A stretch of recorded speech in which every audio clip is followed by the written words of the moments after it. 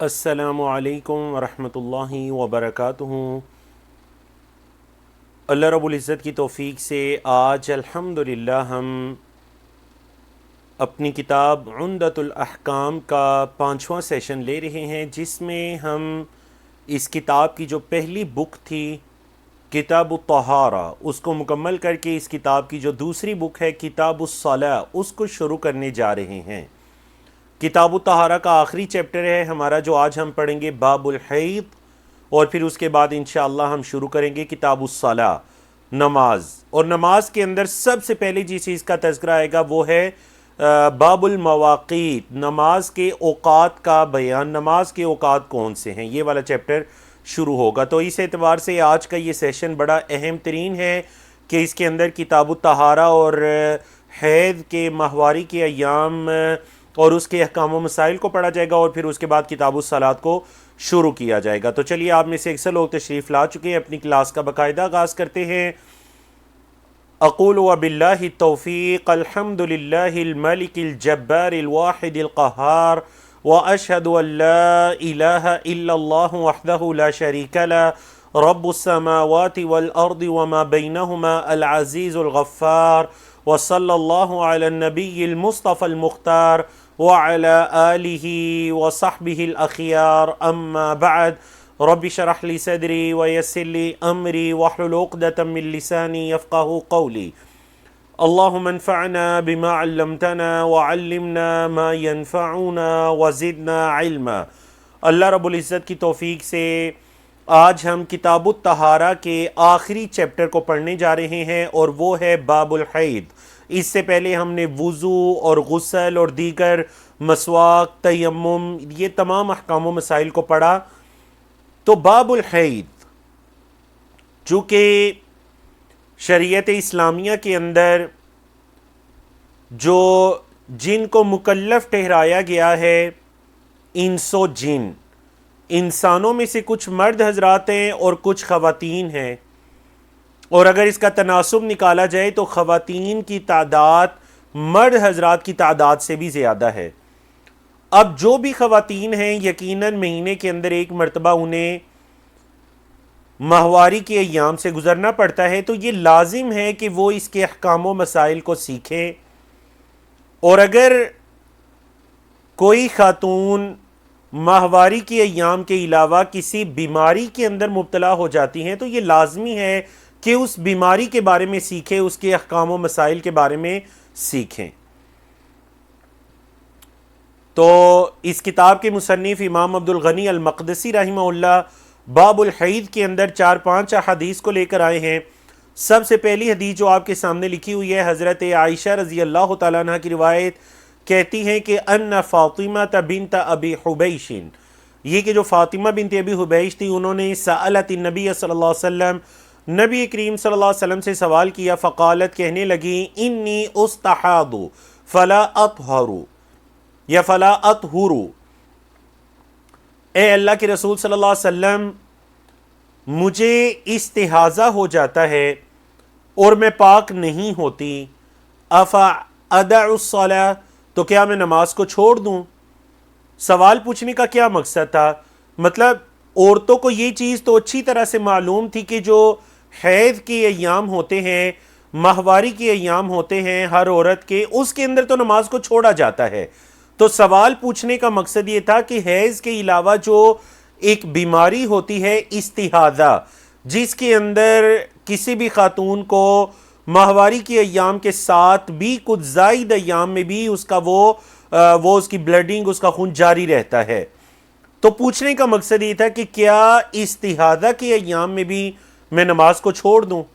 افا ادع الصلاۃ فقال، تو آپ علیہ الصلوۃ والسلام نے فرمایا، لا، نہیں، ان ذالک عرق، یہ جو آپ کی ہے نا، یہ تو ایک رگ ہے، یہ حیض کے ایام نہیں ہے، ماہواری کے ایام نہیں ہے کہ آپ نماز کو چھوڑیں، یہ تو آپ کی ایک رگ ہے۔ پھر فرما دیا، وَلَكِنْ دَعِ الصَّلَاةَ قَدْرَ الْأَيَّامِ الَّتِي كُنْتِ تَحِيضِينَ، ان دنوں کے اندر نماز کو چھوڑیے جن دنوں میں آپ حائضہ ہوتی ہیں، آپ کے جو پیریڈز کے ایام ہیں ان دنوں میں آپ نماز کو چھوڑیے، فیہا، ان میں، ثم اغتسلی وصلی، پھر آپ غسل کیجئے اور نماز پڑھیے۔ مطلب استحاضے کا خون اگر جاری بھی رہتا ہے تو آپ نماز پڑھیے، غسل کیجئے اور نماز پڑھیے۔ کتنا غسل کرنا ہے وہ آگے آ رہا ہے۔ وفی روایتین، اور ایک حدیث کے الفاظ کیا ہیں، آپ صلی اللہ علیہ وسلم نے فرمایا وَلَيْسَ بِالْحَيْضَةِ، یہ حیض نہیں ہے۔ فَإِذَا أَقْبَلَتِ الْحَيْضَةُ، تو جب آپ کے حیض کے ایام آ جائیں، فَاتْرُكِ الصَّلَاةِ، فَاتْرُكِ الصَّلَاةَ، تو پھر نماز کو چھوڑ دیجئے۔ فَإِذَا ذَهَبَ قَدْرُهَا، تو جب وہ اندازے کے ایام چلے جائیں، مطلب حیض کے ایام جو بھی آپ کے اندازے کے وہ دن ہیں وہ جب چلے جائیں، فَاغْسِلِي عَنْكِ الدَّمَ وَصَلِّي، تو اس بلڈ کو اپنے آپ سے صاف کیجئے اور نماز کو پڑھیے۔ فَاغْسِلِي، دھو لیجئے، عَنْكِ، اپنے آپ سے، الدَّمَ، اس خون کو، وَصَلِّي، اور نماز کو پڑھیے۔ تو کیا مطلب یہ ہے کہ جو آپ صلی اللہ علیہ وسلم نے بڑی اچھے سے وضاحت کر دی کہ یہ کوئی حیض کے ایام تو نہیں ہے کہ آپ نماز چھوڑیں گی، یہ تو بیماری کی وجہ سے ہے، ایک رگ سے خون کے پھوٹنے کی وجہ سے ہے۔ تو ان ایام کے اندر آپ نے نماز کو نہیں چھوڑنا، بلکہ کیا کرنا ہے، آپ نے غسل کرنا ہے، اور آگے چل کر آ رہا ہے ہر نماز کے لیے مستحب ہے، فرض نہیں ہے، واجب نہیں ہے، بلکہ مستحب عمل ہے کہ ہر نماز کے لیے وہ خاتون غسل کریں اور پھر اچھی طرح سے اپنے آپ کو باندھ کر، تاکہ وہ جو بلڈنگ وغیرہ ہے وہ اس کے کپڑوں تک نہ پہنچے، اچھی طرح سے نفاست کا، طہارت کا اہتمام کر کے، اور وہ نماز پڑھ سکتی ہیں اسی حالت کے اندر، چاہے خون جاری رہتا ہے، کیونکہ یہ ایک بیماری کی حالت ہے اور اس کا حکم الگ سے ہے۔ اور ایک بڑا پیارا مسئلہ استحاضہ سے ہی کہ دیکھیے، اب وہ جب عورت نماز بھی پڑھ رہی ہے، اس کا خون جاری ہے بعض اوقات، تو لیکن آپ صلی اللہ علیہ وسلم نے نماز پڑھنے کو حکم دیا، ہاں نماز سے پہلے دھو لیجئے اور پھر اسی حالت میں نماز کو پڑھیے۔ تو اسی سے علماء کرام نے یہ مسئلہ بھی مستنبط کیا ہے کہ اگر کوئی ایسا شخص ہے جسے اس کے پیشاب وغیرہ کی نالی اس کے ساتھ لگ جاتی ہے، یا پھر بعض اوقات بیماری کے ایام میں بڑے بندے کو بھی پیمپر وغیرہ یوز کروائے جاتے ہیں، تو ایسی حالت کے اندر چاہے نجاست اس کے ساتھ ہے لیکن وہ اس حالت میں نماز کو ادا کر سکتا ہے، جیسا کہ استحاضے والی خاتون کو آپ صلی اللہ علیہ وسلم نے حکم دیا۔ اگلی حدیث کی طرف آتے ہیں، یہ بھی حضرت عائشہ کی ہی روایت ہے، ان ام حبیبہ رضی اللہ عنہا استحیضت 7 سنین، حضرت ام حبیبہ جو تھیں وہ ان کو استحاضہ آ گیا 7 سال تک وہ استحاضے کی بیماری میں مبتلا رہیں۔ فسألت رسول اللہ صلی اللہ علیہ وسلم، انہوں نے اللہ کے رسول صلی اللہ علیہ وسلم سے سوال کیا، کیا سوال کیا جی؟ عن ذالک، اس بارے میں، ظاہر بات ہے یہی سوال کہ انہیں استحاضہ آتا ہے۔ فأمرها ان تغتسل، تو آپ صلی اللہ علیہ وسلم نے انہیں حکم دیا کہ وہ غسل کریں۔ فکانت تغتسل لکل صلاۃ، تو وہ ہر نماز کے لیے الگ سے غسل کرتی تھی۔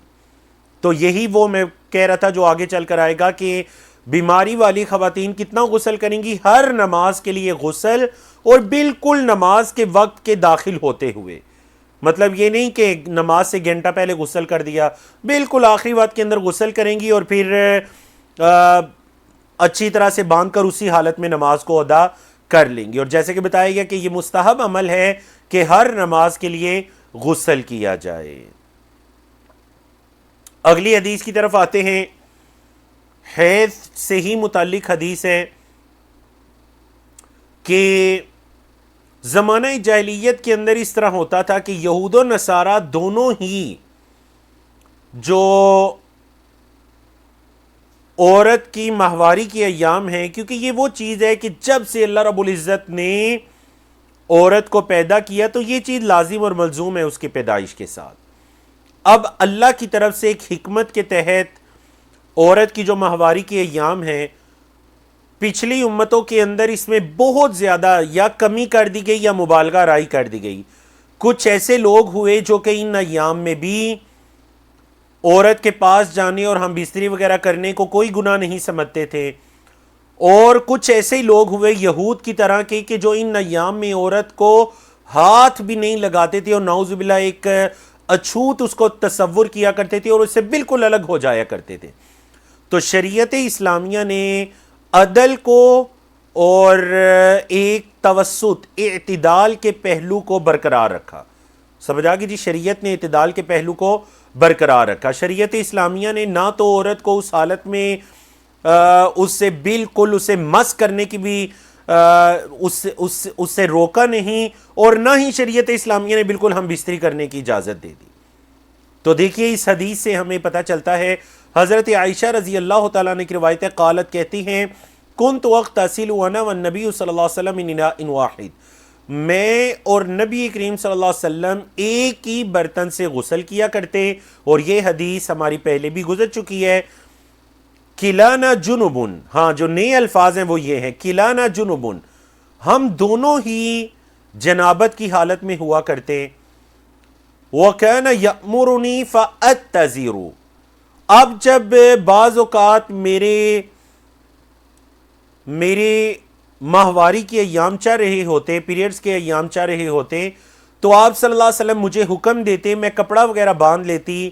فَيُبَاشِرُنِي وَأَنَا حَائِضٌ، اللہ کے رسول صلی اللہ علیہ وسلم میرے سے مباشرت کرتے اور میں حیض کی حالت میں ہوتی. دیکھ لیجئے یباشرونی کا کیا مطلب ہے، یاد رکھیے گا. یباشرونی یہاں ہم بستری کے معنی میں نہیں ہے، بلکہ اصل میں باشرہ یباشرو کا مطلب ہوتا ہے جلد کا جلد سے ملنا، جلد کا بولے جلد کے ساتھ ملنا. تو آپ صلی اللہ علیہ وسلم مجھ سے مباشرت کرتے اور میں حیض کی حالت میں ہوتی. کیا مطلب مباشرت؟ مباشرت کا مطلب یہ ہے کہ آپ صلی اللہ علیہ وسلم میرے ساتھ ضرورت کو پورا کیا کرتے، لیکن دخول کے علاوہ، ہم بستری کے علاوہ.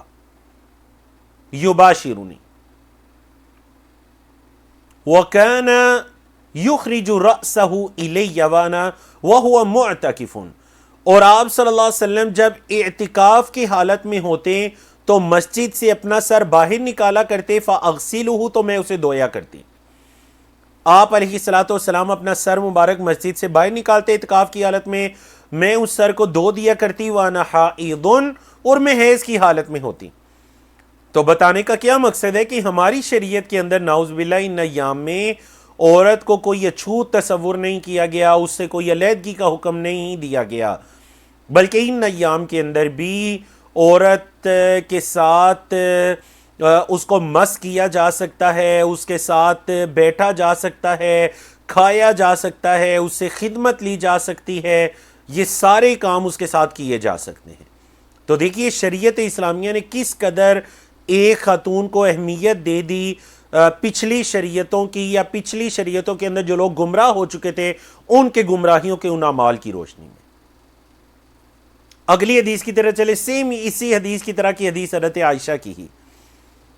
ان عائشہ رضی اللہ عنہ قالت، عائشہ رضی اللہ تعالیٰ عنہ سے روایتیں کہتی ہیں، کان رسول اللہ صلی اللہ علیہ وسلم یتکی فی حجری، اللہ کے رسول صلی اللہ علیہ وسلم میری گود میں ٹیک لگایا کرتے. وانا حائض، اور میں حیض کی حالت میں ہوتی. فیقرأ القرآن، تو آپ صلی اللہ علیہ وسلم قرآن کو پڑھا کرتے.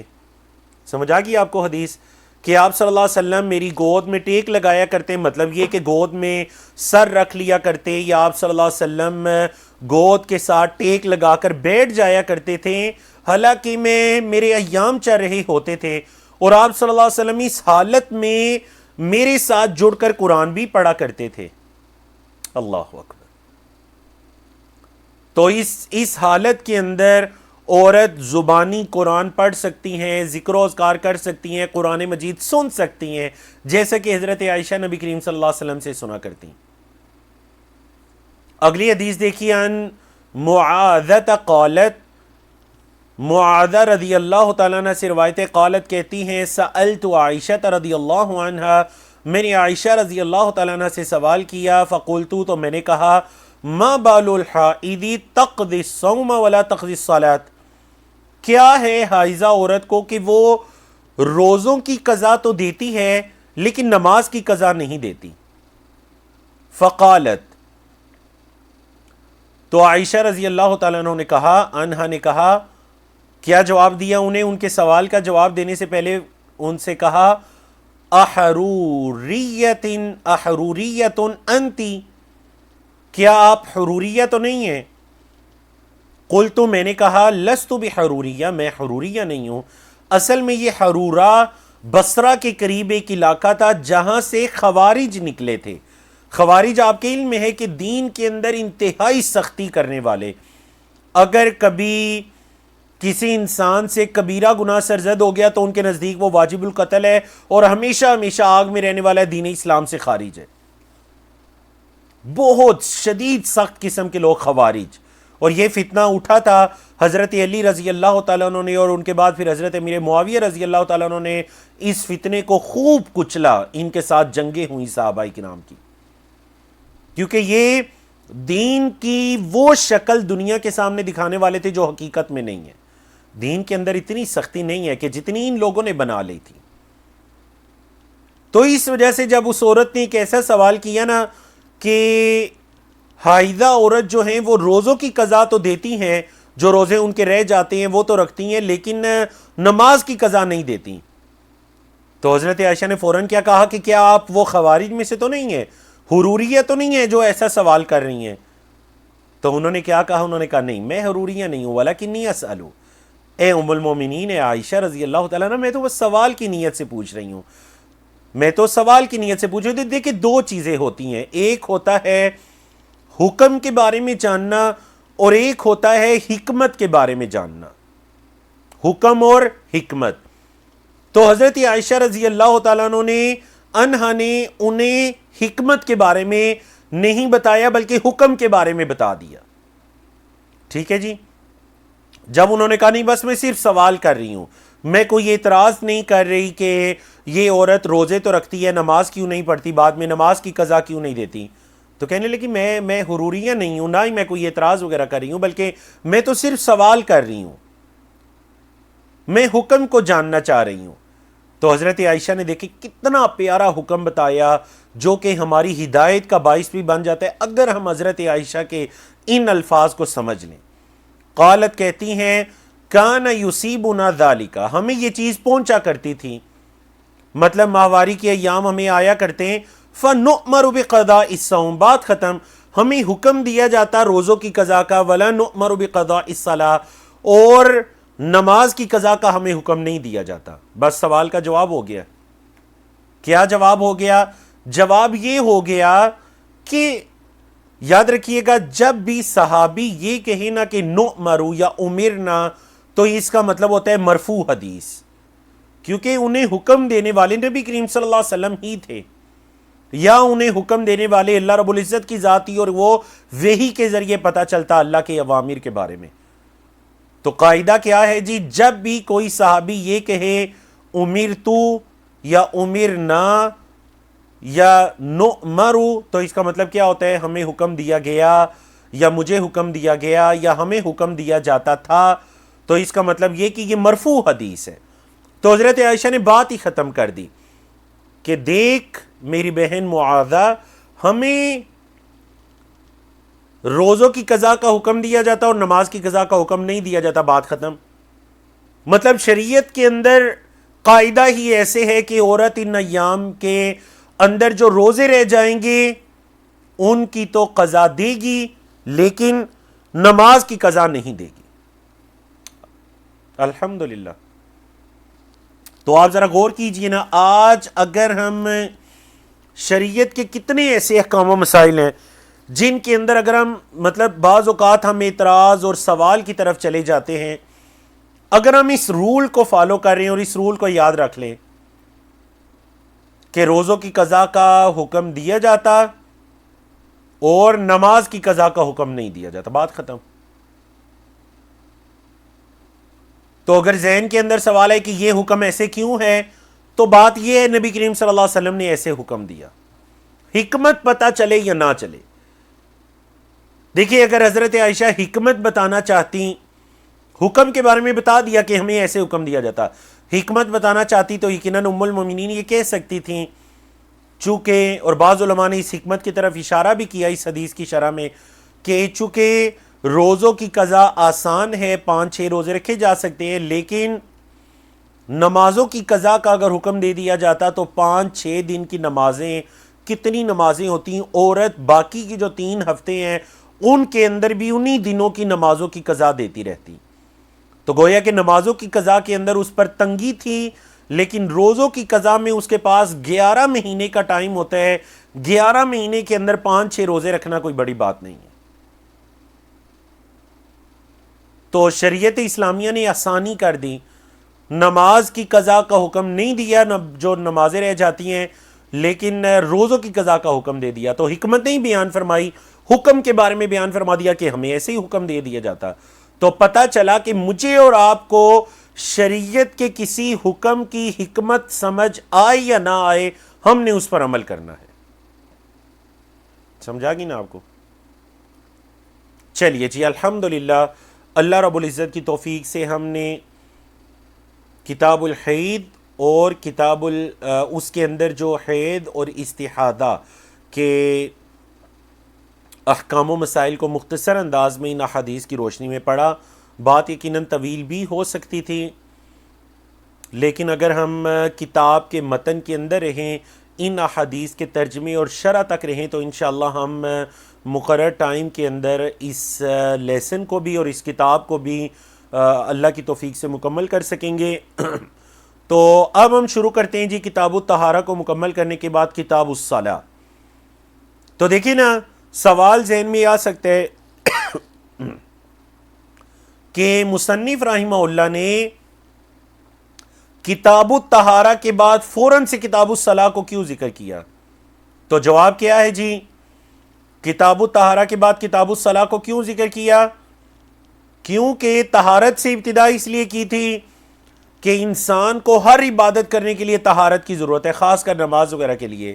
تو چونکہ نماز کے لیے طہارت کی ضرورت ہے، تو پہلے چیپٹر میں انہوں نے طہارت کے احکام و مسائل کو تفصیل سے بیان کر دیا. الحمدللہ پچھلے 4 سیشن اور آج کے اس سیشن میں ہم نے اس کو مکمل کیا. اب ضرورت اس چیز کی ہے کہ جب ہم نے طہارت کو جان لیا تو ہم جانیں کس چیز کو؟ ہم جانیں نماز کے احکام و مسائل کو.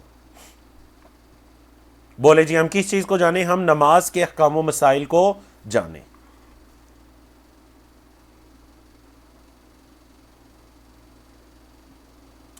تو نماز کے احکام و مسائل کے اندر سب سے جو پہلا چیپٹر مصنف رحمہ اللہ لے کر آئے ہیں نا، وہ ہے باب المواقیت، اوقات کا باب.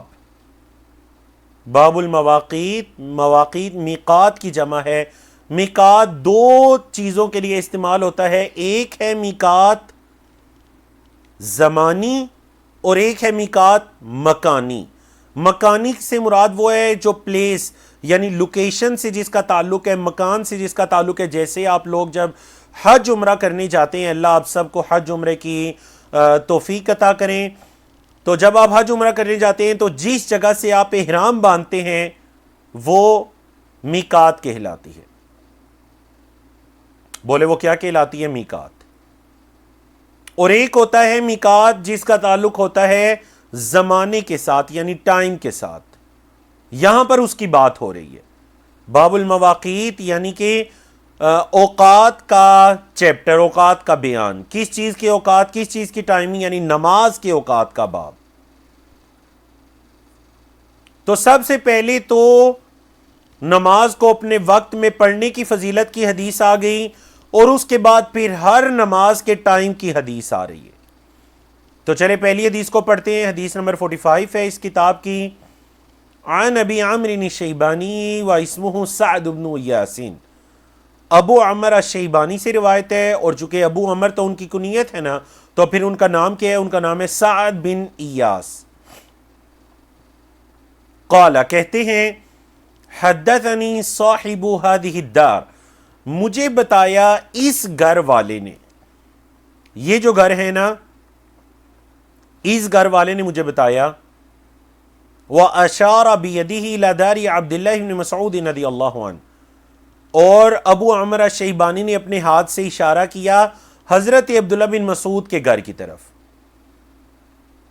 قال، کہتے ہیں مطلب حضرت عبداللہ بن مسعود کہتے ہیں سألت النبی صلی اللہ علیہ وسلم، میں نے نبی کریم صلی اللہ علیہ وسلم سے سوال کیا، کیا سوال کیا؟ ای العمل یحب الی اللہ، کون سا عمل زیادہ پسندیدہ ہے اللہ کو، اللہ کے ہاں سب سے محبوب عمل کون سا ہے؟ قال، تو آپ صلی اللہ علیہ وسلم نے فرمایا الصلاۃ علی وقتها، نماز کو اس کے وقت کے پڑھنا یہ اللہ کو سب سے زیادہ محبوب ہے۔ قلت، تو میں نے کہا ثم ایون، پھر کون سا عمل؟ قال، تو آپ صلی اللہ علیہ وسلم نے فرمایا بر الوالدین، والدین کے ساتھ نیکی کرنا۔ قلت، میں نے کہا ثم ایون، پھر کون سا عمل؟ قال، تو آپ صلی اللہ علیہ وسلم نے فرمایا الجہاد فی سبیل اللہ، اللہ کی راہ میں جہاد کرنا۔ قال، حضرت عبداللہ بن مسعود کہتے ہیں حدثنی بہن رسول اللہ صلی اللہ علیہ وسلم، اللہ کے رسول صلی اللہ علیہ وسلم نے مجھے یہ بیان کیا، وَلَا وِاسْتَزَدْتُهُ، اصل میں لو الگ ہے اور فعل ہے استزدتہ، استزاد یستزید، وَلَوْ اسْتَزَدْتُهُ ملا کر پڑھیں تو وَلَوْ اسْتَزَدْتُهُ، اور اگر میں ان سے زیادہ طلب کرتا نا لزادنی، تو مجھے اور زیادہ بتا دیتے۔ مطلب میں نے صرف 3 چیزوں کے بارے میں پوچھا، ثم ایون ثم ایون، ہیں جی، پہلے پوچھا سب سے محبوب عمل تو بتایا نماز وقت میں، پھر ثم ایون والدین کے ساتھ نیک سلوک کرنا، ثم ایون پھر کون سا؟ تو آپ صلی اللہ علیہ وسلم فرمایا اللہ کی راہ میں جہاد۔ اگر میں زیادہ کہتا نا تو آپ صلی اللہ علیہ وسلم اور زیادہ بتاتے۔ سمجھا گی نا آپ کو؟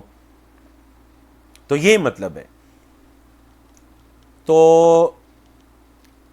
یاد رکھیے گا بعض اوقات ایک طویل جو حدیث ہوتی ہے نا، اس کے اندر ہمارے موضوع سے متعلق ایک بات ہوتی ہے، لیکن اللہ اس امت کے علماء پر رحم کرے کہ وہ امت کے فائدے کے لیے پوری حدیث کو ذکر کر دیتے ہیں، اور بعض مصنفین اختصار کی غرض سے مختصر حدیث کو ذکر کر دیتے ہیں۔ تو اس حدیث کے اندر ہمارے موضوع سے متعلق پہلی چیز ہے، اور وہ کیا ہے؟ الصلاۃ علی وقتها، کیونکہ نماز کے اوقات کا بیان شروع ہونے والا ہے نا، تو اس وجہ سے نماز کو اس کے وقت میں پڑھنا یہ اللہ کو سب سے زیادہ محبوب ہے۔ تو اگر وہ یہاں تک بھی حدیث ذکر کرتے تو بات پوری ہو جاتی، لیکن انہوں نے فائدے کے لیے بعد کی 2 حصے بھی ذکر کر دیے، 2 چیزیں ذکر کر دی۔ قرآن مجید کے اندر حضرت لقمان جو تھے الحکیم رحمہ اللہ، ان کی نصیحتوں میں بھی اور دیگر جگہ پر بھی اللہ کی توحید کا ذکر ہے، شرک سے روکا گیا، اور پھر والدین کی اطاعت۔ اور یہاں پر دیکھیں نماز ہے، اور نماز کے بعد والدین کے ساتھ حسن سلوک، والدین کی نیکی۔ تو پتہ چلا نماز کا قائم کرنا اصل میں اللہ کی توحید کا ہی قائم کرنا ہے، ایک اللہ کے سامنے کھڑے ہونا، ایک اللہ کے سامنے رکوع، ایک اللہ کے سامنے سجدے کرنا۔ تو اگر اللہ کے حقوق میں سے دیکھا جائے تو سب سے بڑا حق یہ ہے کہ ہم ایک اس اللہ کی عبادت کریں، اس کے ساتھ کسی کو شریک نہ ٹھہرائیں۔ اور اللہ کے بندوں کے حقوق میں سب سے بڑا حق ہم پر ہمارے والدین کا ہے، بیوی بچوں سے بھی بڑھ کر سب سے زیادہ حق ہمارے والدین کا ہے۔ اسی لیے وہ جو صحابی نے پوچھا تھا نبی کریم صلی اللہ علیہ وسلم سے کہ من احق الناس بحسنی صحابتی یا رسول اللہ، اے اللہ کے رسول صلی اللہ علیہ وسلم، لوگوں میں الناس، تمام لوگوں میں سب سے زیادہ میرے حسن سلوک کا مستحق کون ہے؟ تو آپ صلی اللہ علیہ وسلم نے کیا فرمایا تھا؟ اموں کا، تیری ماں۔ پوچھا پھر کون؟ فرمایا تیری ماں۔ تیسری مرتبہ پوچھا پھر کون؟ فرمایا تیری ماں۔ چوتھی مرتبہ فرمایا ثم ابوک، پھر تیرا باپ۔ تو مطلب لوگوں میں سب سے زیادہ جو حسن سلوک کا مستحق ہے وہ ماں ہے، اور پھر انسان کا باپ، یعنی انسان کے والدین۔ اللہ اکبر۔ اگلی حدیث کی طرف چلتے ہیں۔ بات فجر سے شروع ہوتی ہے۔ اب چونکہ نماز کے اوقات کا بیان ہے تو ایک ایک نماز کا وقت بھی آئے گا، اور ایک ہی حدیث کے اندر تمام نمازوں کے اوقات کا بیان بھی آئے گا۔ ان عائشہ رضی اللہ عنہا قالت، عائشہ رضی اللہ تعالیٰ عنہ کی روایت ہے، کہتی ہیں لقد كان رسول اللہ صلی اللہ علیہ وسلم يصلي الفجر، البتہ تحقیق اللہ کے رسول صلی اللہ علیہ وسلم فجر کی نماز کو پڑھا کرتے ہیں. فَيَشْهَدُ مَعَهُ نِسَاءٌ مِّنَ الْمُؤْمِنَاتِ, مومنوں کی عورتیں نبی کریم صلی اللہ علیہ وسلم کے ساتھ نماز میں حاضر ہوا کرتی. بولے مومنوں کی عورتیں نبی کریم صلی اللہ علیہ وسلم کے ساتھ نماز میں حاضر ہوا کرتی. اب جب وہ نماز میں حاضر ہوتی, پہلے ترجمہ پڑھ لیجئے پھر اس کے بعد ہم اس کی مختصر شرح کی طرف سے آتے ہیں. وہ جو مومن عورتیں نماز میں حاضر ہوتی ہیں آپ صلی اللہ علیہ وسلم کے ساتھ, متلفعات بمروطہن, متلفعات لپیٹے ہوئے ہوتی ہیں, بمروطہن اپنی چادروں کو اچھے سے لپیٹے ہوئے ہوتی ہیں. ثم یرجعن الی بیوتہن, پھر وہ اپنے گھروں کی طرف لوٹتی. ما یعرفہن احد من الغلس, کوئی بھی انہیں اندھیرے کی وجہ سے پہچان نہ پاتا. ما یعرفہن, کوئی انہیں پہچان پاتا, احد کوئی ایک, من الغلس اندھیرے سے. مصنف رحمہ اللہ نے کچھ الفاظ کی تشریح کی ہے, پہلے وہ بھی پڑھ لیجئے. فرماتے ہیں المروط, یہ جو مروط ہے نا یہ کیا ہے, یہ اقصیۃ معلمۃ تکون من حز, یہ کوئی ریشم وغیرہ کے چادریں, ان کپڑوں کو کہا جاتا ہے. وَتَكُونُ مِن صُوفٍ, اور یہ اون وغیرہ سے بھی ہوتی ہیں, ریشم کی بھی ہوتی ہیں, اون کی بھی ہوتی ہیں. اور متلفعات ان کا کیا مطلب ہے, یعنی ملتحفات, لپیٹے ہوئے. غلس کا کیا مطلب ہے, غلس کہتے ہیں اختلاط ضیاء الصبح بظلمۃ اللیل, رات کا اندھیرا بھی باقی ہے کچھ, صبح کی روشنی جو اس کے ساتھ مکس ہو جاتی ہے نا, تو رات کا اندھیرا اور صبح کی روشنی, یہ جو دونوں چیزیں مکس ہوتی ہیں, اس حالت کو کہتے ہیں غلس. بولے اس وقت کو, اس حالت کو کیا کہتے ہیں, غلس. آپ دیکھیں اس حدیث کو یہاں لانے کا کیا مقصد ہے.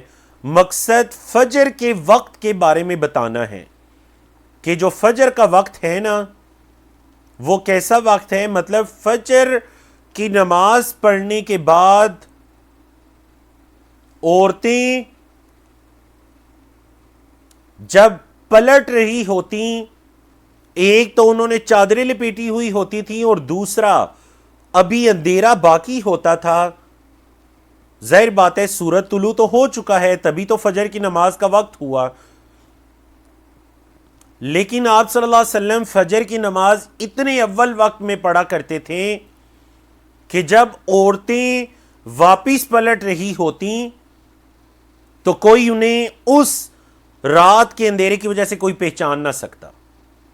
وہ جو غلس ہوتا تھا نا, جس میں روشنی اور اندھیرا مکس اپ ہو جاتا ہے, تو اس حالت کی وجہ سے کوئی ان عورتوں کو پہچان نہ پاتا.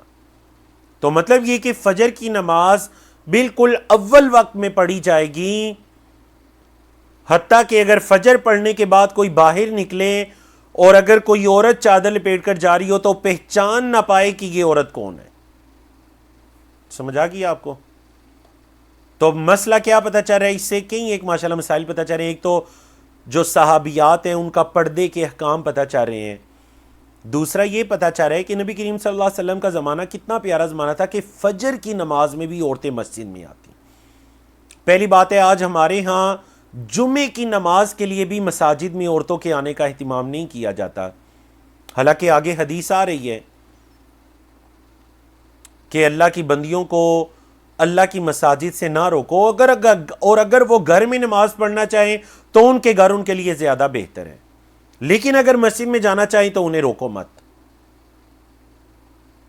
تو ہمارے ہاں جمعے کی یعنی روزانہ کی نمازیں تو دور کی بات ہے, جمعے کی نماز کا بھی اہتمام نہیں کیا جاتا. حالانکہ آپ صلی اللہ علیہ وسلم کے زمانے میں عام دن کے اندر جو 5 فرائض تھے نا, فرض نمازیں تھی, وہ بھی ادا کرنے کے لیے عورتیں مساجد میں آیا کرتی تھیں. اللہ اکبر. حدیث نمبر 47, حضرت جابر بن عبداللہ کی روایت رضی اللہ عنہما قال, کہتے ہیں کان النبی صلی اللہ علیہ وسلم, تھے نبی کریم صلی اللہ علیہ وسلم, یصلی الظہر بالحاجرۃ, آپ صلی اللہ علیہ وسلم ظہر کی نماز پڑھتے تھے بالحاجرہ, حاجرہ کہتے ہیں یہ جو زوال کے بعد کا وقت ہے اس کو حاجرہ کہتے ہیں.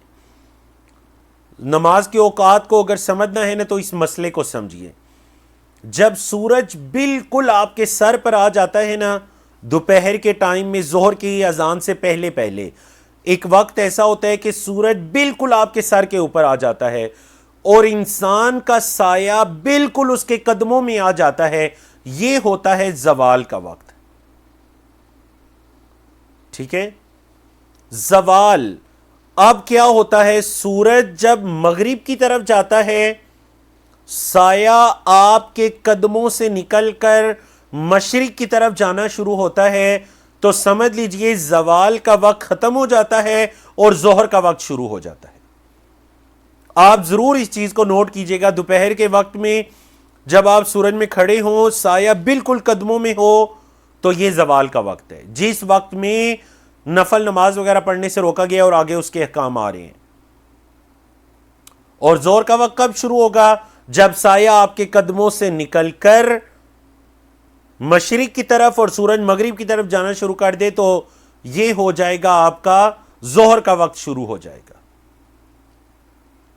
اور کب تک ظہر کا وقت رہے گا, جب تک کہ ہر چیز کا سایہ اس کے برابر نہیں ہو جاتا ظہر کا وقت باقی رہے گا.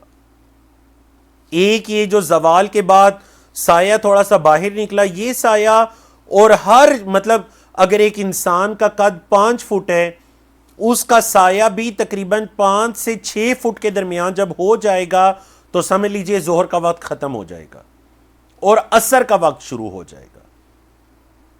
ٹھیک ہے جی, تو یہ مطلب ہے حاجرہ. حاجرہ سے مطلب وہ جیسے ہی زوال کا وقت ختم ہوتا تو آپ صلی اللہ علیہ وسلم ظہر کی نماز پڑھ لیا کرتے, مطلب بالکل اول وقت میں. والعصر, اور عصر کی نماز پڑھ لیا کرتے. والشمس نقیۃ, اور سورج ابھی بالکل چمک رہا ہوتا.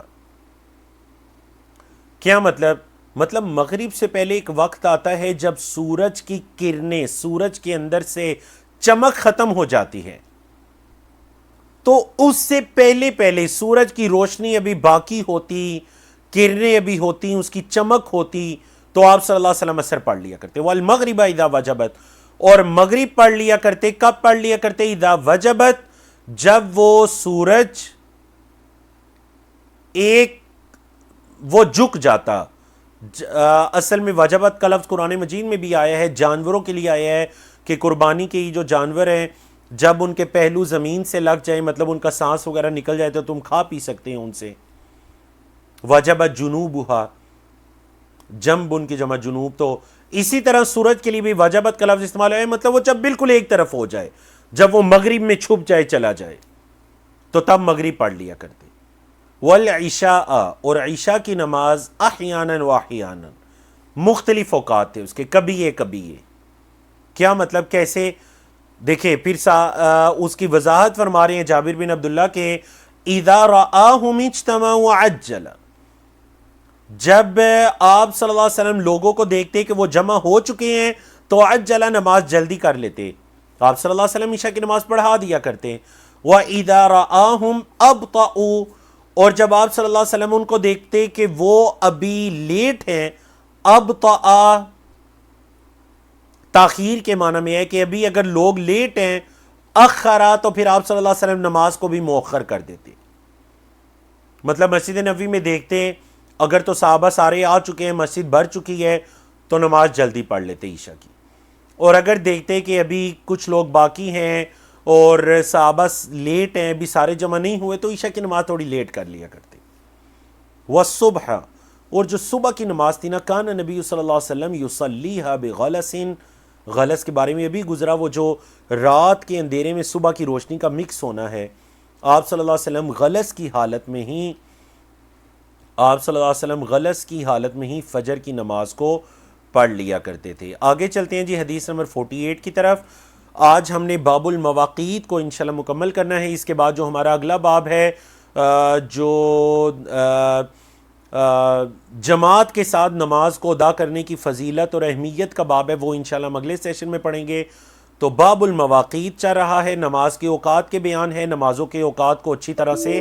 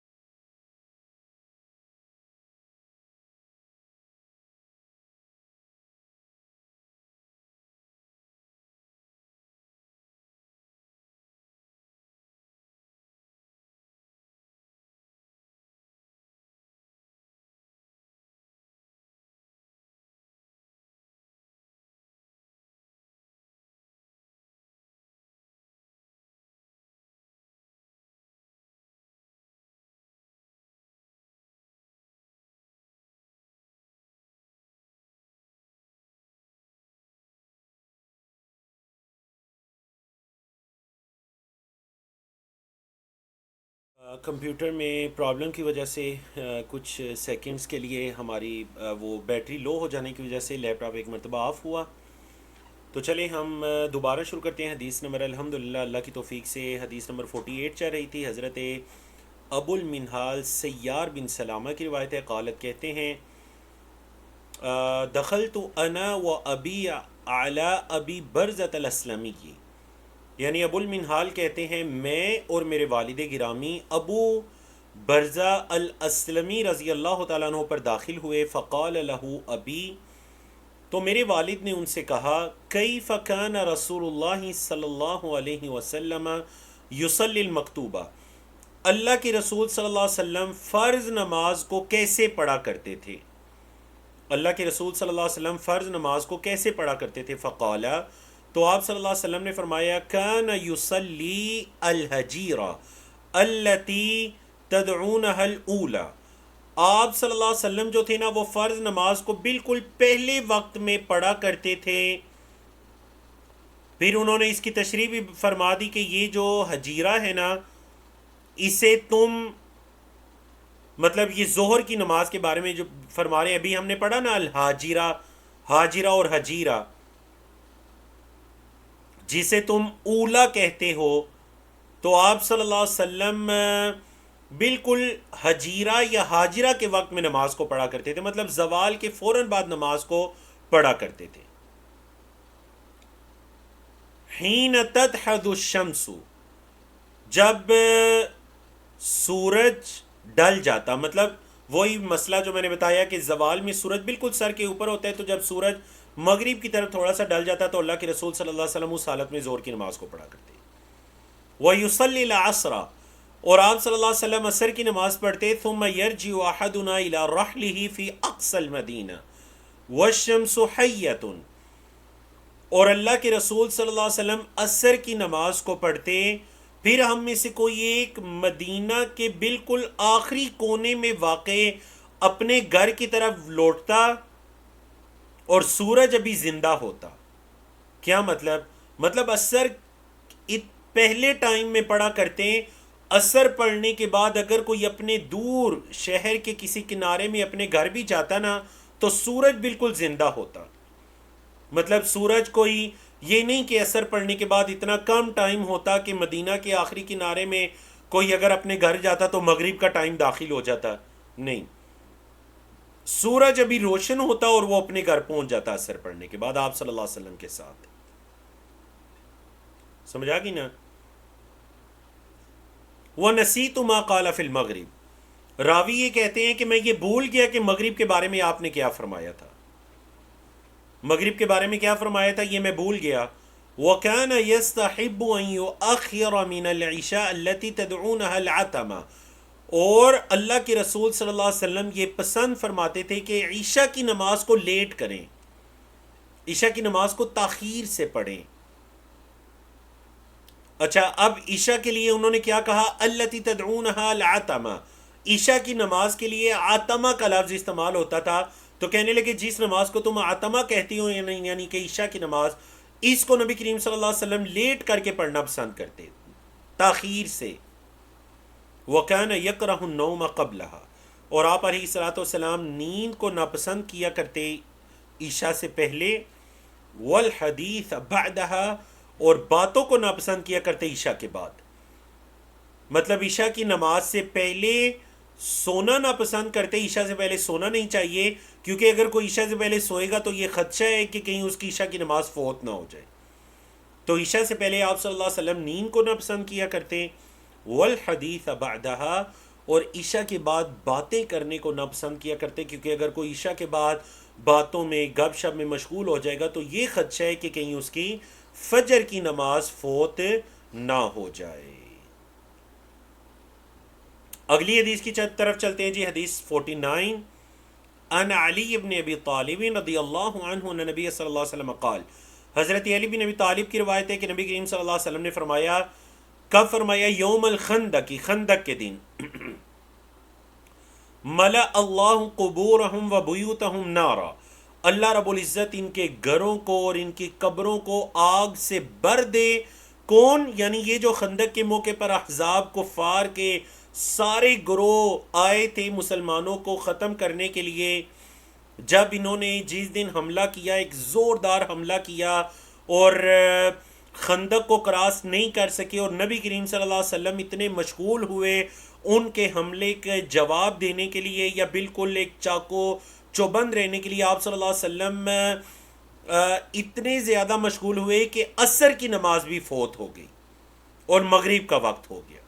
تو آپ صلی اللہ علیہ وسلم کو عصر کی نماز سے اتنی محبت تھی کہ آپ صلی اللہ علیہ وسلم نے فرمایا، اتنا دکھ ہوا، آپ نے فرمایا ان کے لیے بد دعا کی کہ اللہ ان کی قبروں اور ان کے گھروں کو آگ سے بھر دے، کما شغلون عن الصلاۃ، جیسا کہ انہوں نے ہمیں نماز سے مشغول کر دیا۔ عن الصلاۃ الوسطی، یہ درمیانی نماز، حتی غابت الشمس، یہاں تک کہ سورج غروب ہو گیا۔ دیکھیں قرآن میں بھی آئے نا، حافظوا علی الصلوات والصلاۃ الوسطی، نمازوں کی حفاظت کرو، خاص کر وسطی، نماز وسطی کی۔ تو صلاۃ وسطی، نماز وسطی کون سی ہے؟ درمیانی نماز۔ علماء کرام نے کہا 2 دن کی نمازیں، مطلب سورج چڑھنے کے بعد ایک فجر کی نماز، ایک ظہر کی نماز، اور 2 رات کی نمازیں یعنی مغرب اور عشاء، اور درمیانی نماز عصر کی نماز۔ وفی لفظ لمسلم، اور مسلم کے کیا الفاظ ہیں؟ شغلون عن الصلاۃ الوسطی صلاۃ العصر، کہ انہوں نے ہمیں صلاۃ وسطی سے مشغول کر دیا، یعنی صلاۃ عصر سے۔ ثم صلاها بین المغرب والعشاء، پھر نبی کریم صلی اللہ علیہ وسلم نے صلاۃ وسطی کو یعنی عصر کی نماز کو مغرب اور عشاء کے درمیان میں پڑھا۔ وَلَهُ، اور اسی کے یعنی کہ مسلم کے یہ الفاظ ہیں، ان عبداللہ ابن مسعود، حضرت عبداللہ بن مسعود کی روایت ہے رضی اللہ عنہ، قال، کہتے ہیں، حبیث المشرکون رسول اللہ صلی اللہ علیہ وسلم عن صلاۃ العصر، مشرکین نے اللہ کے رسول صلی اللہ علیہ وسلم کو عصر کی نماز سے روک لیا، حتی احمرت الشمس واصفرت، یہاں تک کہ سورج سرخ ہو گیا یا زرد ہو گیا۔ کیا مطلب وہ جو مغرب کے بالکل وقت سے پہلے سورج کی روشنی ختم ہو جاتی ہے، وہ بالکل زردی مائل ہو جاتا ہے، پھر سرخی مائل ہو جاتا ہے، سورج ایسے ہو گیا، اور آپ صلی اللہ علیہ وسلم نے عصر کی نماز نہیں پڑھی تھی۔ مشرکین نے آپ کو روک کے رکھا، مطلب ان کے حملے نے، ان کے جواب دینے کی وجہ سے آپ صلی اللہ علیہ وسلم عصر نہیں پڑھ سکے۔ آپ کے علم میں ہے کہ جنگ کی حالت میں جو نماز پڑھی جاتی ہے، ذرا کومنٹس کے اندر بتائیے کہ اس نماز کو کیا کہتے ہیں جو جنگ کی حالت میں پڑھی جاتی ہے۔ شریعت اسلامیہ میں باقاعدہ اس کے احکام و مسائل موجود ہیں، لیکن خندق کی جو جنگ تھی یہ اتنی شدید جنگ تھی، اور ان مشرکین جو ہزاروں کا لشکر جمع ہوا تھا، یہود بھی تھے، مکہ کے مشرکین اور دیگر قبائل کے لوگ سارے جمع ہو کر مدینے پر چڑھائی کے ارادے سے آئے تھے، یعنی ان کا یہ حملہ اتنا پاورفل تھا نا کہ آپ صلی اللہ علیہ وسلم عصر کی نماز سے بھی انہوں نے آپ صلی اللہ علیہ وسلم کو مشغول کر دیا۔ تو آپ صلی اللہ علیہ وسلم نے کیا فرمایا؟ فقال رسول اللہ صلی اللہ علیہ وسلم شغلون عن الصلاۃ الوسطی صلاۃ العصر، انہوں نے ہمیں نماز وسطی سے، نماز عصر سے مشغول کر دیا، یعنی صلاۃ وسطی۔ اور پھر تشریح کیا فرمائی، یہ جو راوی ہیں اس حدیث کی، انہوں نے تشریح فرمائی صلاۃ العصر، ملا اللہ اجوافہم وقبورہم نارا، اللہ رب العزت ان کے پیٹوں کو اور ان کی قبروں کو آگ سے بھر دے، اوحش اللہ اجوافہم قبورہم، یا پھر آپ صلی اللہ علیہ وسلم نے یہ الفاظ کی، یعنی یا ملا کے الفاظ کی یا حشا، دونوں کا مطلب ایک ہی ہے، بھر دینا۔ تو اس سے ہمیں عصر کی، مطلب باقی نمازوں کی اہمیت بھی پتہ چلتی ہے، لیکن عصر کی نماز کی اہمیت پتہ چلتی ہے۔ اور اس سے ہمیں یہ بھی پتہ چلتا ہے کہ اگر کبھی کوئی ایسی شدید مجبوری کی حالت آ جائے کہ ایک انسان نہیں نماز پڑھ سکا، تو پھر اگلی نماز سے پہلے اس نے وہ نماز ادا کرنی ہے، جیسا کہ اللہ کے رسول صلی اللہ علیہ وسلم نے سورج کے غروب ہو جانے کے بعد عصر کی نماز کو ادا کیا۔ یہ نہیں کہا کہ چلیں اب ٹائم گزر چکا تو اب عصر کی نماز نہیں پڑھیں گے، عصر کی نماز کو ادا کیا اور اس کے بعد مغرب اور پھر عشاء کی نماز کو ادا کیا۔ حضرت عبداللہ بن عباس کی روایت رضی اللہ عنہما قال، کہتے ہیں، اعتم النبی صلی اللہ علیہ وسلم بالعشاء، نبی کریم صلی اللہ علیہ وسلم نے ایک مرتبہ عشاء کی نماز میں مزید تاخیر کی، فخرج عمر، تو حضرت عمر نکلے، فقال، کہنے لگے، الصلاۃ یا رسول اللہ، اے اللہ کے رسول صلی اللہ علیہ وسلم، نماز، اب حضرت عمر نے یہ کیوں فرمایا تھا؟ دیکھیں اس کی حکمت بھی پھر انہوں نے خود سے یہ بیان فرما دی جو آپ صلی اللہ علیہ وسلم کو نماز کے بارے میں حضرت عمر نے پوچھنا چاہا یا بتانا چاہا، تو وجہ بھی بیان فرمائی کہ اللہ کے رسول صلی اللہ علیہ وسلم راقد النساء والصبیان، عورتیں اور بچے لیٹنا شروع ہو گئے ہیں، مطلب ان پر نیند کا غلبہ ہونا شروع ہو گیا ہے۔ فخرجا، تو آپ صلی اللہ علیہ وسلم نکلے، ورأسہ یقطر، اور آپ صلی اللہ علیہ وسلم کے سر مبارک سے پانی قطرات کی صورت میں ٹپک رہا تھا۔ آپ صلی اللہ علیہ وسلم کے سر مبارک سے پانی قطرات کی صورت میں ٹپک رہا تھا۔ اب وہ کیوں ٹپک رہا تھا؟ آپ صلی اللہ علیہ وسلم نے یقیناً مسح کرنے سے تو سر سے پانی نہیں ٹپکتا، تو آپ صلی اللہ علیہ وسلم نے غسل فرمایا تھا۔ اب وہ غسل فرضی بھی ہو سکتا ہے اور وہ غسل گرمی وغیرہ کی شدت کو کم کرنے کے لیے بھی ہو سکتا ہے۔ تو جب آپ صلی اللہ علیہ وسلم باہر تشریف لائے نماز کو کھڑا کرنے کے لیے، یقولو، تو آپ صلی اللہ علیہ وسلم نے فرمایا لولا ان اشق علی امتی او علی الناس، اگر میں مشقت نہ سمجھتا نہ اپنی امت پر یا لوگوں پر، لامرتہم بہذہ الصلاۃ ہذہ الساعہ، تو میں انہیں اس نماز کا اس وقت میں حکم دیتا۔ مطلب آپ صلی اللہ علیہ وسلم نے عشاء کی نماز کو مؤخر کیا، اور صحیح بات یہ ہے کہ عشاء کی نماز کو نصف اللیل تک مؤخر کیا جا سکتا ہے، جتنا مؤخر کریں گے اتنی یہ نماز افضل ہوتی جائے گی، لیکن جماعت کے ساتھ۔ اور ہم نصف اللیل کہاں سے نکالیں گے؟ مغرب کے وقت کو دیکھیے، فجر کے وقت کو دیکھیے، دو حصوں میں تقسیم کیجئے، جو آدھا وقت بنے گا وہ نصف اللیل بنے گا۔ اپنے ممالک کے حساب سے مغرب اور فجر کا وقت کا دیکھ کر نصف اللیل نکال لیجئے۔ تو فرمایا اگر مجھے اپنی امت پر مشقت کا ڈر نہ ہوتا تو میں اس وقت میں یہ نماز ادا کرتا۔ تو آپ لوگوں سے جو بھی سوال کیا تھا، ماشاءاللہ اکثر لوگوں کے جوابات درست آئے۔ جو جنگ کی حالت میں نماز پڑھی جاتی ہے اسے صلاۃ الخوف کہتے ہیں۔ اور اگلا سوال یہ ہے، کمنٹ کے اندر جواب دیجئے کہ اس سے پہلے بھی ہم اس طرح کی کوئی حدیث پڑھ چکے ہیں کہ آپ صلی اللہ علیہ وسلم نے مشقت کے ڈر سے کسی چیز کو اپنی امت پر فرض نہیں کیا، وہ کیا تھا؟ بارک اللہ فیکم۔ یہاں پر عشاء کی نماز ہے، اس سے پہلے کون سی چیز تھی؟ حدیث نمبر 51 کی طرف چلتے ہیں۔ حضرت عائشہ رضی اللہ تعالیٰ عنہ کی ہی روایت ہے، یعنی نبی صلی اللہ علیہ وسلم قال، نبی کریم صلی اللہ علیہ وسلم سے روایت کرتی ہیں کہ آپ صلی اللہ علیہ وسلم نے فرمایا اذا اقیمت الصلاۃ وحضر العشاء، جب نماز کھڑی کر دی جائے اور عشاء، یاد رکھے گا آئین کے اوپر اگر زبر ہے تو اس کا مطلب ہے رات کا کھانا، اور اگر آئین کے نیچے زیر ہے عشاء تو اس کا مطلب ہے نماز عشاء۔ سمجھ آ گئی نا؟ تو یہاں پر کیا ہے جی؟ یہاں پر ہے عشاء، مطلب رات کا کھانا۔ نماز کھڑی کر دی جائے اور رات کا کھانا حاضر ہو جائے، آپ کے سامنے آ جائے، فَابْدَأُوا بِالْعَشَاء، تو پہلے کھانا اس سے ابتدا کرو، پہلے کھانا کھا لو پھر نماز پڑھو۔ وعن ابن عمر رضی اللہ عنہما نحوہ، اور یہ جیسی حضرت عائشہ کی روایت ہے نا، اسی طرح کی روایت حضرت عبداللہ بن عمر کی بھی روایت ہے۔ وَلِمُسْلِمِينَ عن عائشہ رضی اللہ عنہا، اور صحیح مسلم کے اندر حضرت عائشہ رضی اللہ تعالیٰ عنہ کی روایت ہے، قالت کہتی ہیں سمعت رسول اللہ صلی اللہ علیہ وسلم یقول، میں نے اللہ کے رسول صلی اللہ علیہ وسلم کو سنا فرما رہے تھے لا صلاۃ بحضرۃ طعام، کھانے کے حاضر ہونے کے وقت نماز نہیں ہے۔ مطلب یہ اس کا وہی ہے کہ اگر کوئی شخص نماز ادا کرنے والا تھا اور اس کا کھانا بالکل حاضر ہو چکا ہے، تیار ہے، تو اسے چاہیے کہ وہ پہلے کھانا کھا لے۔ وَلَا هُوَ يُدَافِعُهُ الْأَخْبَثَانِ، دو طرح کی قضاء حاجت اس سے مراد ہے کہ اگر دو طرح کی قضاء حاجت، دو چیزیں اس کو روکے ہوئے ہیں یا اس کو نماز سے روکے ہوئے ہیں، تو اسے چاہیے کہ اس حالت میں بھی پہلے قضاء حاجت کر لے، پہلے اپنی ضرورت کو پورا کرے اور اس کے بعد نماز کو ادا کرے۔ تو دیکھیے شریعت اسلامیہ کے اندر کتنی تیسیر ہے، کتنی آسانی ہے اس کے اندر۔ نبی کریم صلی اللہ علیہ وسلم بھی صحابہ سے ہی فرمایا کرتے تھے کہ یسروا ولا تعسروا، آسانیاں کرو سختیاں نہ کرو، بشروا ولا تنفروا، لوگوں کو خوشخبریاں دو، انہیں منافرت نہ دلاؤ، انہیں دور نہ کرو اپنے آپ سے، آسانیاں کرو سختیاں نہ کرو، یسروا ولا تعسروا۔ تو آپ ذرا دیکھیے، آسانیاں کرو سختیاں نہ کرو۔ تو آسانیوں میں سے یہ بھی ہے کہ اگر نماز کا ٹائم ہوا، یعنی ایک تو یہ ہے نا کہ ایک انسان کو پتہ ہے کہ یہ نماز کا ٹائم ہے، آج کل چونکہ گھڑیاں ہیں سب کچھ علم ہے، تو اسے چاہیے کھانا وغیرہ پہلے سے کھا لے. لیکن بعض اوقات ایسا ہوتا ہے کھانا پک رہا ہے، بھوک بھی لگی ہے، نماز کا ٹائم ہو گیا، کھانا بھی تیار ہو گیا، گھر والے ہی کہتے ہیں کہ کھانا بالکل تیار ہے، اب آپ نماز پڑھیں گے، کھانا کھائیں گے، بھوک بھی لگی ہے، تو چاہیے کہ پہلے کھانا کھا لیں،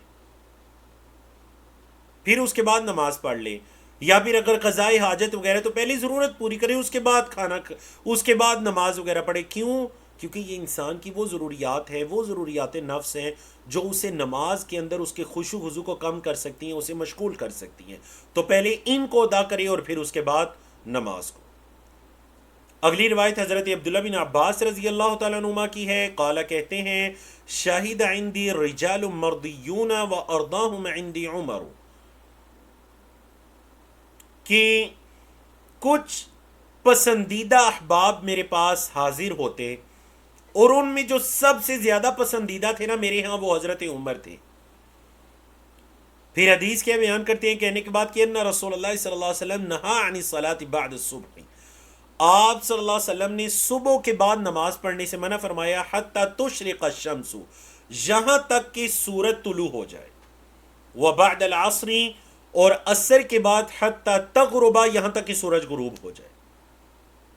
اب دیکھیں شرقت الشمس کا کیا مطلب ہے، یعنی سورج اذا طلعت، جب سورج طلوع ہو جائے. وہ اشرقت کا کیا مطلب ہے، یعنی اذا اضاعت و صفت، جو آپ اشراق کا وقت کہتے ہیں نا، جب سورج بالکل روشن ہو جائے اور صاف ستھرا ہو کر واضح طور پر نکل آئے، تو یہ اشراق کا وقت ہوتا ہے. تو پتہ چلا کہ فجر سے لے کر اشراق تک نفل نماز پڑھنے سے آپ صلی اللہ علیہ وسلم نے منع فرما دیا. یہاں پر ایک مسئلے کو سن لیجئے کہ بعض نمازیں ہوتی ہیں جن کے پیچھے کوئی سبب ہوتا ہے. کیا مطلب یہ کہ فجر کی 2 سنتیں ہیں، جو آپ لیٹ ہو گئے، مسجد میں پہنچے، جماعت کھڑی تھی. لوگ یہ غلطی کرتے ہیں کہ جماعت کھڑی ہوئی ہے اور اس حالت میں بھی سنتیں ادا کرنے لگ جاتے ہیں. تو یاد رکھیے گا آپ صلی اللہ علیہ وسلم نے فرمایا تھا کہ اذا اقیمت الصلاۃ، جب نماز کھڑی کر دی جائے، نماز کھڑی ہو جائے، تو فلا صلاۃ الا المفروضہ، پھر فرض نماز کے علاوہ کوئی نماز نہیں ہے. تو اگر تو نماز کھڑی ہو چکی ہے تو آپ فرض نماز کو ادا کیجئے. یہ طریقہ بالکل غلط ہے، خلاف سنت ہے کہ آگے فرض کھڑے ہیں اور کوئی انسان پیچھے سنتیں پڑھے، چاہے فجر کی 2 سنتیں. ہاں فجر کی نماز کو ادا کر لیں اور اس کے بعد 2 سنتیں ادا کر لیں. سنن نبی داؤد، سنن ترمذی کی روایت، نبی کریم صلی اللہ علیہ وسلم کے سامنے ایک صحابی فجر کے بعد کھڑے ہوئے سنتیں ادا کرنے کے لیے، تو آپ صلی اللہ علیہ وسلم نے ان سے کہا اے کیس الصلاتان معاً، کیا 2 نمازیں ایک ساتھ پڑھنی ہے؟ مطلب ابھی تو تم نے نماز پڑھی ہے فجر کی. انہوں نے فرمایا اللہ کے رسول صلی اللہ علیہ وسلم، میں نے یہ فجر کی 2 سنتیں ہیں جو میں پہلے نہیں پڑھ رہا تھا. حدیث کے الفاظ ہیں فسکت رسول اللہ صلی اللہ علیہ وسلم، آپ صلی اللہ علیہ وسلم خاموش ہو گئے. اور نبی اور رسول کی خاموشی بھی کیا ہوتی ہے، ہمارے لیے دین کا درجہ رکھتی ہے، مرفوع حدیث کا درجہ رکھتی ہے. تو یہ جو نمازیں ہیں نا سبب والی نمازیں، یہ آپ پڑھ سکتے ہیں. ایک انسان نے وضو کیا، وہ وضو کی 2 رکعات پڑھنا چاہتا ہے، یا کوئی انسان فجر کے بعد مسجد میں گیا، بیٹھنا چاہتا ہے اشراق تک، تحیت المسجد پڑھنا چاہتا ہے. ایک انسان نے فجر کے بعد طواف مکمل کیا، کوئی بھی ایسی نماز جس کے پیچھے کوئی سبب ہے، ریزن ہے، آپ وہ نماز ادا کر سکتے ہیں. فجر کے بعد والے وقت میں بھی، دوسرا جس وقت سے منع کیا گیا زوال کا وقت، اس میں بھی، اور تیسرا عصر سے لے کر مغرب تک کے وقت میں بھی نفل نماز سے منع کیا گیا، اس وقت کے اندر بھی سبب والی نمازیں پڑھ سکتے ہیں. ہاں ایک بندے نے فجر نماز پڑھ لی، سنتے بھی پڑھی ہوئی ہیں، مسجد میں بیٹھا ہوا ہے، کہتا ہے ابھی اشراق میں وقت ہے، چلو میں کچھ نوافل پڑھ لیتا ہوں، یہ جائز نہیں ہے. ایک بندے نے عصر کی نماز ادا کی، مسجد میں بیٹھا ہوا ہے، کہتا ہے چلے میں ویسے ہی اٹھ کر کچھ نوافل ادا کر لوں، یہ جائز نہیں ہے. ہاں اگر کوئی سبب ہے ان نوافل کے پیچھے تو پھر وہ ادا کیے جا سکتے ہیں. تو ہماری اس چیپٹر کی 2nd لاسٹ حدیث ہے جی، اور وہ حضرت ابو سعید الخدری رضی اللہ تعالیٰ عنہ کی روایت ہے. نبی کریم صلی اللہ علیہ وسلم سے روایت کرتے ہیں اللہ کے رسول صلی اللہ علیہ وسلم نے فرمایا لا صلاۃ بعد الصبح صبح کے بعد یعنی صبح کی نماز فجر کے بعد کوئی نماز نہیں ہے، حتی ترتفع الشمس، یہاں تک کہ سورج بلند ہو جائے، مطلب اشراق کا وقت ہو جائے، ولا صلاۃ بعد العصر، اور عصر کے بعد بھی کوئی نماز نہیں ہے، حتی تغیب الشمس، یہاں تک کہ سورج غائب ہو جائے، مطلب یہ کہ مغرب کا وقت ہو جائے، سورج چھپ جائے مغرب کے اندر۔ تو یہ دو اوقات ہیں، اور تیسرے ایک حدیث کے اندر تیسرا وقت ہے جو زوال کا وقت ہے۔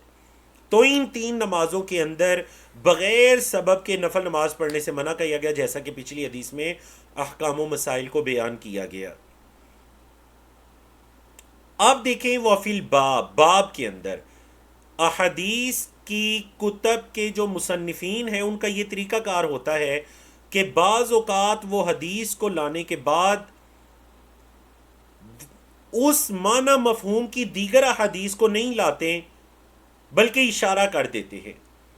کیسے اشارہ کرتے ہیں؟ وفی البابی، اور اس چیپٹر میں، یعنی یہ جو چیپٹر چل رہے ہیں نا، فجر اور عصر یا زوال کے وقت میں نفل نماز سے جو روکا گیا ہے، اس باب میں، اس چیپٹر میں ان صحابہ کرام سے احادیث مروی ہیں۔ کن صحابہ کرام سے؟ ان علی بن ابی طالب، علی بن ابی طالب سے بھی مروی ہیں، اور دیگر جتنے صحابہ کے نام لکھے ہوئے ہیں، وعبد الله بن مسعود وعبد الله بن عمر بن الخطاب وعبد الله بن عمرو بن العاص وابي هريرة وسمرة بن جندب وسلمة بن الأقوع وزيد بن ثابت ومعاذ بن عفراء وكعب بن مرة وأبي أمامة الباهلي وعمر بن عبسة السلمي وعائشة رضی اللہ عنہم۔ اور پھر مصنف رحمہ اللہ فرما رہے ہیں یہ جو سنابحی ہے نا، یہ سنابحی اصل میں صحابی نہیں ہے، ولم یسمع من نبی صلی اللہ علیہ وسلم، انہوں نے نبی کریم صلی اللہ علیہ وسلم سے کچھ نہیں سنا۔ آخری حدیث چلتی ہے جی باب المواقیت کی طرف، اور یہ روایت ہے حضرت جابر بن عبداللہ رضی اللہ تعالیٰ عنہ کی۔ حضرت جابر یہ بھی صحابی، ان کے والد حضرت عبداللہ بن صحابی، حضرت جابر بن عبداللہ رضی اللہ عنہما، باپ بیٹا دونوں صحابی ہیں، تو کیا کیا گیا؟ رضی اللہ عنہما، اللہ ان دونوں سے راضی ہو۔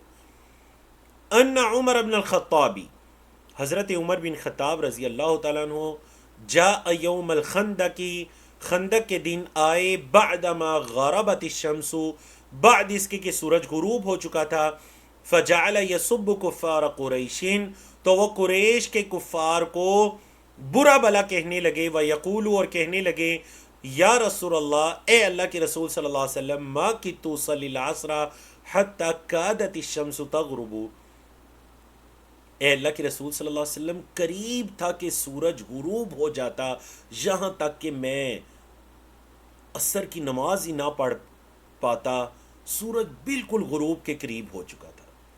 مطلب اس سے یہ پتہ چلتا ہے کہ حضرت عمر بن خطاب نے بالکل جو عصر کا آخری وقت ہوتا ہے نا، سورج کے غروب ہوتے وقت، سورج کے غروب ہونے سے پہلے پہلے جو عصر کا وقت ہے، چاہے کراہت کے ساتھ ہے، تو بس قریب تک کہ سورج غروب ہو جاتا، اور میں نے عصر نہیں پڑھی تھی اور میں نے پڑھ لی۔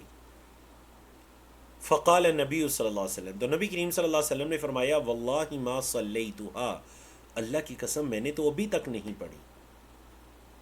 تو راوی حضرت جابر کیا کہتے ہیں؟ فقمنا الی بطحان، پھر ہم بطحان نامی جگہ میں گئے، یہ مدینہ کے قریب ایک وادی ہے جہاں پر پانی وغیرہ ہوتا تھا، ہم بطحان وادی میں گئے، فتوضأ للصلاة، نبی کریم صلی اللہ علیہ وسلم نے نماز کے لیے وضو کیا، وتوضأنا لها، اور ہم سب نے نماز کے لیے وضو کیا، فصلی العصر، تو نبی کریم صلی اللہ علیہ وسلم نے عصر کی نماز کو پڑھا، بعدما غربت الشمس، بعد اس کے کہ سورج غروب ہو چکا تھا، ثم صلی بعدها المغرب، پھر اس کے بعد آپ صلی اللہ علیہ وسلم نے مغرب کی نماز کو ادا کیا۔ تو اس سے یہ پتہ چلا کہ اگر نماز رہ بھی جاتی ہے تو پہلے اس نماز کو پڑھا جائے گا، پھر اگلی نماز کو پڑھا جائے گا، سوائے یہ کہ مغرب کا وقت بھی بالکل نکلنے والا ہے، مطلب آپ کے پاس اتنا ٹائم ہے کہ یا آپ عصر پڑھ لیں یا آپ مغرب پڑھ لیں، تو اس حالت میں پہلے مغرب کو پڑھ لیجئے تاکہ کم از کم مغرب اپنے وقت میں آپ پڑھ لیں، اور پھر اس کے بعد عصر اور عشاء کی نماز کو پڑھ لیجئے، اور اگر ابھی وقت باقی ہے تو پھر پہلے عصر کو پڑھیے، اس کے بعد مغرب اور پھر عشاء کو پڑھ لیجئے۔ تو الحمدللہ اللہ رب العزت کی توفیق سے ہم نے آج 14-15 کے قریب احادیث کو پڑھ کر کتاب الطہارہ کو بھی مکمل کیا، اور کتاب الصلاۃ کا جو پہلا چیپٹر تھا باب المواقیت، نماز کے اوقات کا جو چیپٹر ہے الحمدللہ اس بارے میں ہم نے پڑھا۔ آنے والے ہفتے میں انشاءاللہ جو جماعت کی نماز ہے اور اس کے علاوہ پھر جو نماز کے دیگر احکام و مسائل ہیں، قبلے کی طرف رخ کرنے کا بیان، یہ سارے نماز کے احکام و مسائل انشاءاللہ اگلے سیشن میں آئیں گے۔ اقول قولی ھذا استغفر اللہ لی ولکم ولسائر المسلمین من کل ذنب وصلی اللہ تعالی علی نبینا محمد وعلى آلہ وصحبہ اجمعین وآخر دعوانا ان الحمد للہ رب العالمین۔